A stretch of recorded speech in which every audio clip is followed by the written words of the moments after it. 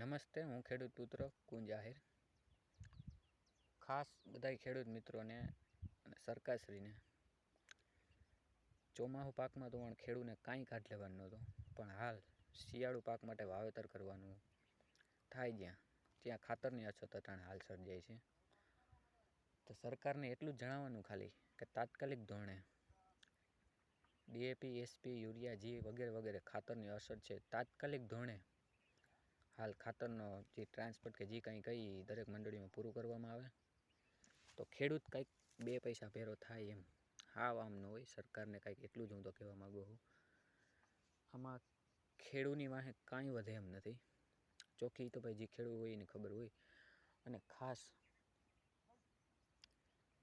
જે આ કાંઈ નેતા છે ને, મારે સરકારને એટલું જ કહેવાનું કે કદાચ તમે ગમે એવડું કાંઈ આમ ગમે એટલી ટેકનોલોજી આગળ જાય, અનાજ તો કંઈ છે ને કોમ્પ્યુટરમાં થવાનું નથી, એ બધાને ખબર છે. તો સરકારને મારે ખાસ સંદેશ છે, તાત્કાલિક ધોરણે આજે ખાતરની અછત સર્જાણી એનું કંઈક કરો.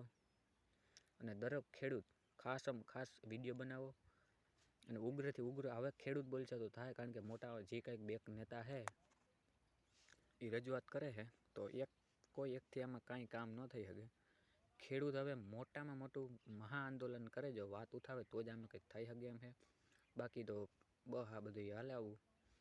ખાસ સરકારની પ્રશ્ન છે કે ભાઈ તાત્કાલિક ધોરણે ખાતરનું કંઈક કરો. આમાં કાંઈ થાય એમ નથી. આ વર્ષે ખેડૂતોને ચોમાસું પાકમાં પણ કાંઈ થયું નથી, વરસાદ જ એવડો પડ્યો એ માટે. અને હવે શિયાળુ પાક જ્યાં થવાની તૈયારી છે ત્યાં ખાતરની અછત સર્જાણી, આમ જ હાલવાનું હું. એટલે હવે છે ને થોડુંક ધ્યાન સરકારને કંઈ ખેડૂતમાં દો, નગર ખેડૂતનામાં કાંઈ વધવાનું નથી ને કે વિકાસ કર્યો મેં તો ભાઈ કાંઈ ખેડૂતનો વિકાસ થયો નથી. હું ચોખ્ખું કહું, ચોખ્ખું.